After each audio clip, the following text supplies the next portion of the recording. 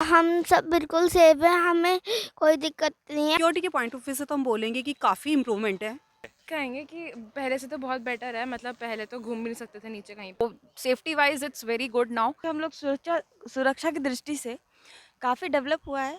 कि काम सरकार ने बहुत ठीक किया है, योगी ने अच्छा काम किया है। जॉब वगैरह के लिए कंपनीज बहुत आई हैं।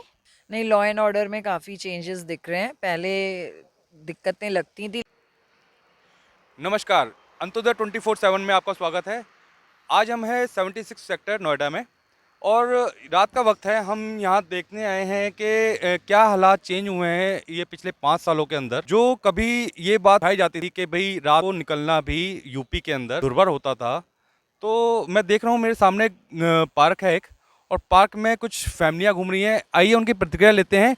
कैसे ये देखते हैं जो इतनी रात को घूम रहे हैं।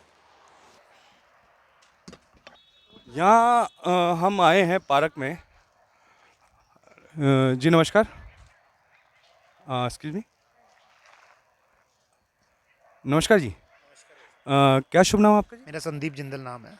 संदीप जिंदल जी, आप यहीं के लोकल निवासी हैं? मैं लोकल 76 में रहता हूँ, स्काईटेक सोसाइटी में रहता हूँ मैं, सामने वाली। अच्छा, मैं देख रहा हूँ अभी काफ़ी अंधेरा है और ले हैं फैमिली के साथ घूम रहे फैमिली के साथ घूम रहे हैं। हैं। फैमिली के साथ। फैमिली के साथ हैं हम लोग अभी। तो कैसा जो पिछले ये सरकार ने क्या व्यवस्था की है कि जो पीछे सुनने में आता था, हम आज इसी के लिए निकले हैं कि जो पीछे सिनेरियो था, जनता निकलने में रात को अपने घर से डरती थी, कुछ फ़र्क हुआ है क्या? बिल्कुल फ़र्क है बॉस, तभी तो हम लोग बहुत सुरक्षा का महसूस होती है हमें। और ये डेवलपमेंट देखिए, जो पंकज सिंह जी विधायक जी हमारे, उनके आने के बाद ही ये पार्क का सपना पूरा हो पाया हमारा। अदरवाइज़ यहाँ पे कूड़े के ढेर हुआ करते थे, यहाँ कुछ नहीं होता था। और अथॉरिटी से पूछो तो वो कहते थे ये जगह तो जी डिस्प्यूटेड है, इसमें कुछ नहीं हो सकता। बट जब आए पंकज जी के प्रयासों से आज ये सब चीज़ें कितनी अच्छे से डेवलप हो गई हैं। पूरा सेक्टर, पूरा एरिया बहुत सुरक्षित है हर तरह से। किसी तरह की कोई परेशानी नहीं है इस टाइम पे। भी बात करेंगे। नमस्कार जी। जी, कैसे देख रहे हैं, आप महिलाएं हैं, कैसा लगता है आपको जब आप रात में या कभी आपको अकेले भी जाना पड़ता होगा जॉब के लिए, कुछ के लिए, तो कैसा लगता है आपको कि क्या आपके सुधार है या नहीं है, या अभी भी डर है? नहीं, लॉ एंड ऑर्डर में काफ़ी चेंजेस दिख रहे हैं। पहले दिक्कतें लगती थी, लेकिन अभी रेगुलर पुलिस की वैन्स भी रहती हैं ऑन रोड, तो ऐसा हाँ हाँ। सिक्योरिटी के पॉइंट ऑफ व्यू से तो हम बोलेंगे कि काफ़ी इम्प्रूवमेंट है। गवर्नमेंट ने काफ़ी काम किया है वुमेंस के लिए इस प्रोसेस पे, तो काफ़ी डेवलपमेंट भी नज़र आ रही है। ये मैं स्काईटेक में रहती हूँ, यहाँ के सामने पार्क की डेवलपमेंट हुई है। बच्चों के लिए हम यहाँ पे आ सकते हैं, काफ़ी ग्रोथ देखने में मिलती है। डेफिनेटली आई प्रीफर कि इस बार भी बीजेपी आए, गवर्नमेंट जीते और डेवलपमेंट हो इस एरिया में। पर जैसा आप समझिए कि हम लोग देख रहे हैं कि हमारे पास ऑप्शन भी बहुत हैं। अखिलेश जी दोबारा कह रहे हैं कि हम आएंगे तो वो पुराने वाले चीज़ सब चेंज होगी, लॉ एंड ऑर्डर भी अच्छा होगा, कुछ चीज़ें मुफ्त भी होंगी। कांग्रेस को देखें तो कांग्रेस कह रही है कि जी नारी हूँ, लड़ सकती हूँ। अगर कांग्रेस की ही बात करें, उन्होंने नारी सशक्तिकरण के लिए बहुत मुद्दा उठाया यूपी के अंदर, उसको आप कैसे देखते हैं? कांग्रेस के पास तो अभी लगता नहीं कि कोई बहुत स्ट्रांग लीडर है और कोई बिलीव भी करेगा। अभी उनको तो बहुत ज़्यादा होमवर्क करना पड़ेगा, क्योंकि वो तो छवि खराब कर चुके हैं। तो इस समय तो बीजेपी की ही उम्मीद है, और मौका देना भी चाहिए, क्योंकि लगातार जो काम हम देख रहे हैं होता हुआ, उसी को एक और मौका देंगे। स्कोप ऑफ इम्प्रूवमेंट तो हमेशा ही रहता है, तो ऐसा तो कह नहीं सकते कि सारा ही कुछ एक टेन्योर में हो जाएगा। सो डेफिनेटली मोदी जी, योगी जी और पंकज जी स्पेशली नोएडा के अंदर आए, तो हम लोग का तो मानना यही है। और बाकी कांग्रेस तो आप हटा ही दीजिए, जब थी एक टाइम में अपोजिशन पार्टी बहुत स्ट्रांग। बाकी डिपेंड करता है, इस समय तो कोई और दिख नहीं रहा बीजेपी के अलावा। देखिए अभी ना ये बहुत बड़ा एग्ज़ाम है सारे राजनेताओं के लिए, सारी पार्टियों के लिए। बीजेपी, कांग्रेस, बसपा, सपा, और जो उसके ऊपर निर्धारण करने वाले हैं वो आम जनता है। और आम जनता क्या देख रही है, जो मैंने और भी जगह बात करी, वो देखती है कि कैसा काम कर रहा है सरकार, कैसा प्रशासन काम कर रहा है, उसके ऊपर चलती है, उसमें स्कोप बढ़ाने का है कि नहीं है। आप लोगों से मैं ये जानना चाह रहा हूँ कि वो स्कोप आपको दिख रहा है कि ये करंट जो सरकार चल रही है योगी जी की, वो और सुधार कर पाएगी, या कोई और विकल्प होता तो वो अच्छा कर पाता? नहीं, स्कोप है, बहुत स्कोप है। स्कोप बीजेपी नज़र के आ पास। रहा है, बीजेपी के पास पावर है, ह्यूमन पावर है, सबसे बड़ी बात है, मैन पावर है उनके पास आगे काम करने के लिए। इच्छा है, इच्छा है, मेन है। इंटेंशन है, और वो क्लियर है कि इंटेंशन है काम करने के लिए। स्कोप ऑफ इम्प्रूवमेंट तो हमेशा ही रहेगा, अगले 5 साल के बाद भी स्कोप ऑफ इम्प्रूवमेंट रहेगा। ऐसा तो हम डेवलप कंट्री में भी स्कोप ऑफ इम्प्रूवमेंट है, हम तो डेवलपिंग कंट्री हैं, तो we have lot of scope of improvement. और एंड हाँ, फैक्ट्स की भी अगर बात करें तो हमें नज़र आ रहे हैं अपनी सराउंडिंग्स में। तो ये हमने यहाँ पर सुरक्षा व्यवस्था के लिए सभी से बात करी, और जो प्रशासन के लिए बात कर रहे हैं कि प्रशासन आगे काम कर रहा है, उसके पास स्कोप है। हम और भी लोगों से जानेंगे। नमस्कार। क्या शुभ नाम है आपका? रशिका। हितांशी। तो कैसे देख रहे हैं आप, यंग हैं और यंग वोटर जो होता है वो तो मतलब मुट्ठी में रखता है दुनिया को। हाँ जी, हम यही कहेंगे कि पहले से तो बहुत बेटर है। मतलब पहले तो घूम भी नहीं सकते थे नीचे कहीं पे, काफ़ी क्लोज्ड एरिया था, यहाँ पे पार्क्स नहीं थे घूमने के लिए। बाहर अब चीज़ें भी आ गई हैं, अब तो वैन्स भी ट्रैफिक लाइट पे खड़ी रहती हैं, सो ज़्यादा सेफ फील होता है, बेटर होता है, तो रात को निकल सकते पहले हैं। मम्मा भी थोड़ा सा हेजिटेट करती थी नीचे भेजने में, अब तो उनको भी ज़्यादा फ़र्क नहीं पड़ता कि नीचे भेजते, हम भी घूम ले आराम से, अपने फ्रेंड्स से मिल ले आराम से, सब अच्छा सा हमारी safe एज में यही कंसर्न होता है मेनली कि हम निकल पाएँ घर से, मतलब इतना घर ना बैठे हैं। आप लोग यंग हैं, आपसे मेरे सवाल थोड़ा दूसरे होंगे। वुमेन सेफ्टी पेरेंट्स का होता है, पेरेंट्स काफ़ी हद तक मुझे लग रहा है जो मैंने बात करी है। मेरा आपसे कंसर्न और भी है कि आप अभी पढ़ाई कर रहे हैं या कहीं पर जॉब कर रहे हैं? नहीं, पढ़ाई कर रहे हैं। पढ़ाई कर रहे हैं, तो यहाँ पर कैसा आपको लग रहा है एजुकेशन सिस्टम?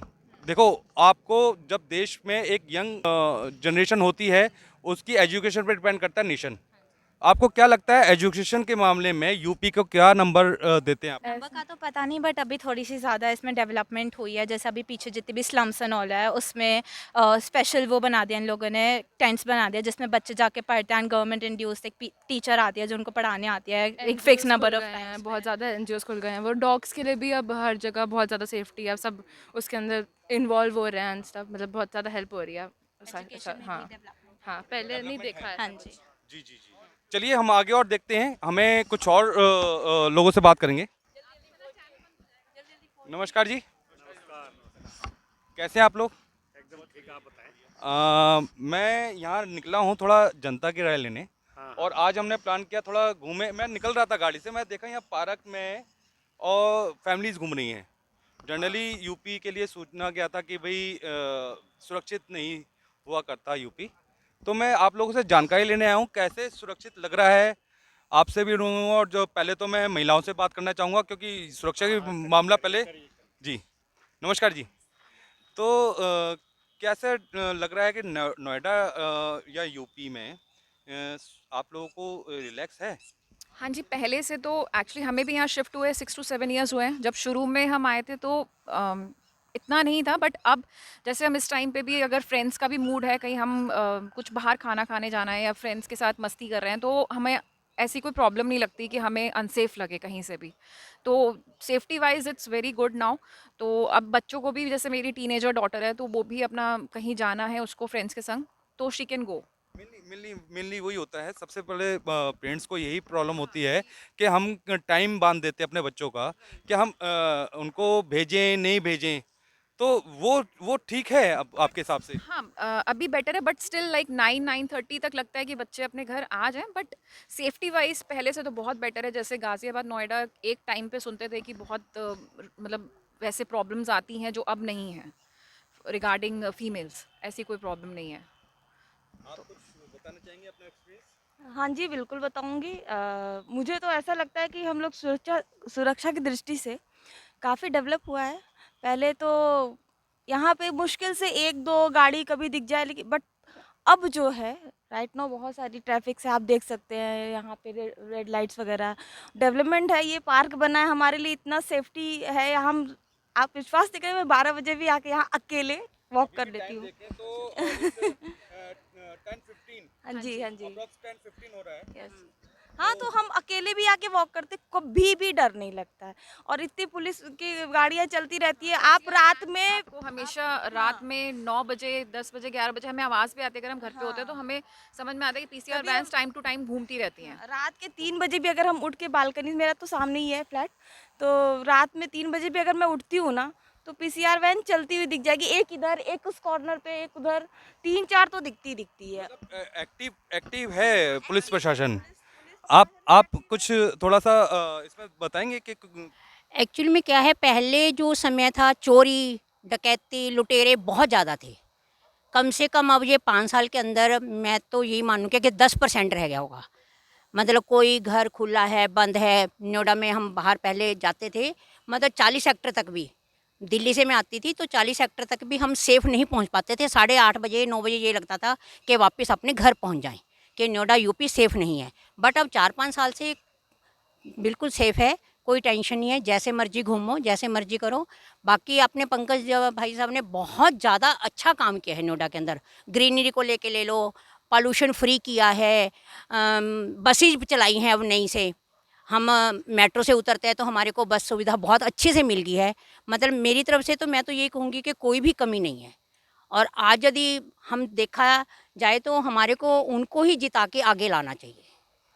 अच्छा, आप जैसे हैं, आपको कुछ ये तो सुरक्षा की भावना हो, मैं ये भी पूछना चाहूँगा, बच्चे आपके बड़े हो गए होंगे, जॉब के लिए तलाश में होंगे, आपको क्या लगता है कितने उनको स्कोप मिल रहा है इस सरकार के अंदर जॉब वगैरह के लिए? कंपनीज बहुत आई हैं, बहुत ज़्यादा कंपनीज आई हैं। मैं तो अपने बच्चों को खुद को ही देखती हूँ, नोएडा ग्रेटर नोएडा में बहुत ज़्यादा कंपनीज ने विस्तार किया है। मतलब बच्चे बिल्कुल भी बेरोज़गार नहीं हैं, बेरोज़गारी बहुत कम हुई है।